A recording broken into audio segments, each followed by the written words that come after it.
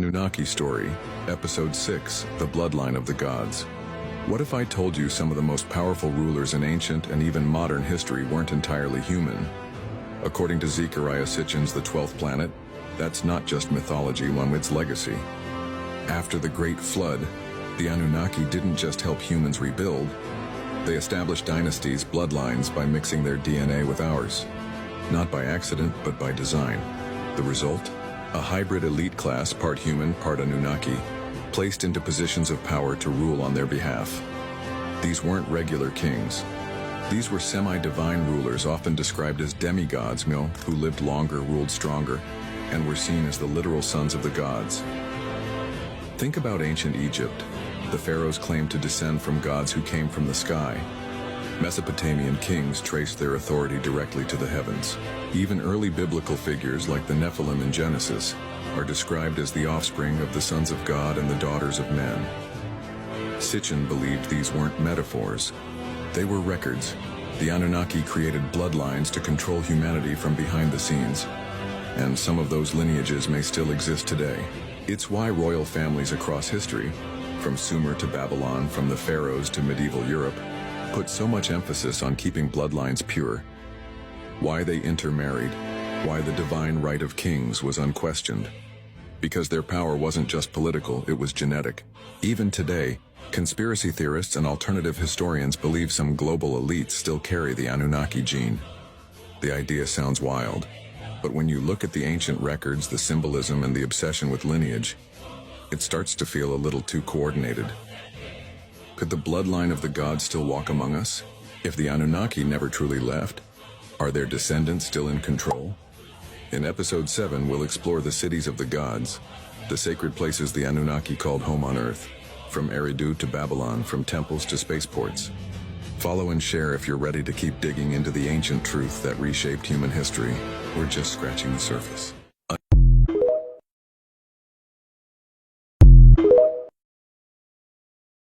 Anunnaki Story, Episode 7, Cities of the Gods.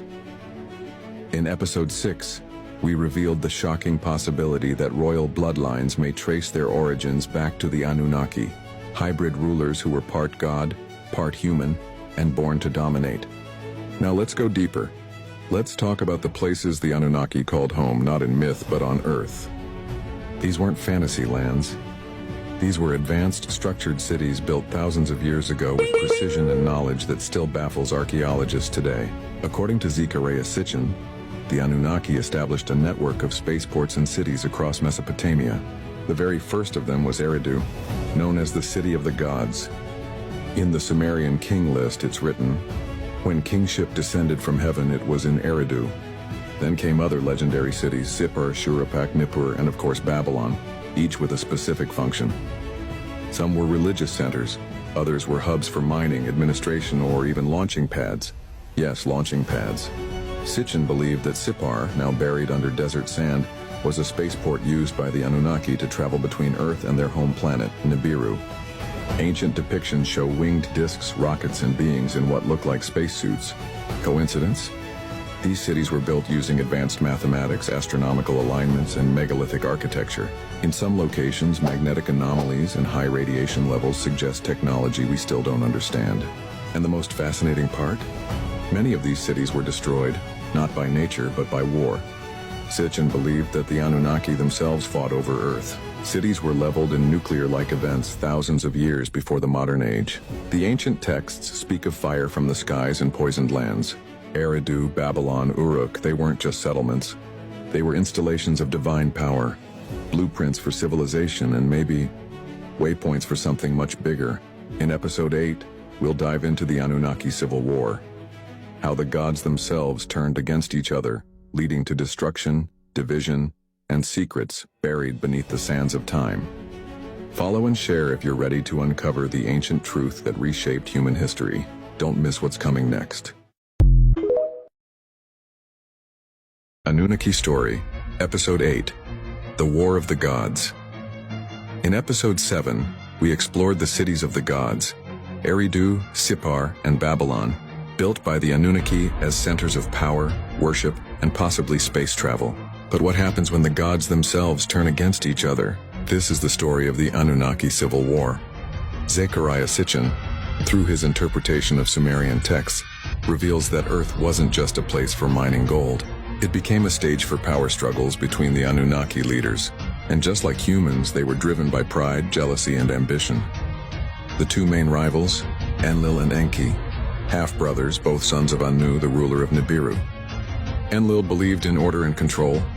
He saw humans as tools, servants to be managed. ENKI, on the other hand, had compassion for humanity. He was the genetic scientist who helped create us, but his loyalty was torn between his creations and his bloodline. Tensions grew as cities prospered, authority shifted, human kings were chosen, temples rose, and factions formed. But the breaking point came when nuclear-like weapons, called in the text the weapons of terror, were used. Yes, weapons of mass destruction, described in Sumerian clay tablets with chilling accuracy. These weapons were unleashed during a conflict between the Anunnaki factions. The city of Sodom, Gomorrah, and others were completely wiped out. Ancient texts speak of black rain, burned skies, poisoned lands, and people turned to ash. Sounds eerily familiar to a nuclear event, doesn't it? It's said that Enki tried to stop it, but Enlil's forces prevailed. Entire regions, once lush and thriving, were turned into deserts overnight. This war didn't just affect the Anunnaki. It fractured human civilization. Knowledge was lost. Cities abandoned and the gods disappeared into silence. After the war, the Anunnaki left Earth, or at least that's what the ancient records suggest. But their legacy? It remained buried beneath myth, religion, and lost history. In episode 9, we'll uncover how the memory of these sky gods lived on, shaping the religions of ancient civilizations, from Mesopotamia to Egypt, from the Bible to modern belief systems. Follow and share if you want the truth that history books won't tell you. The past isn't what you think.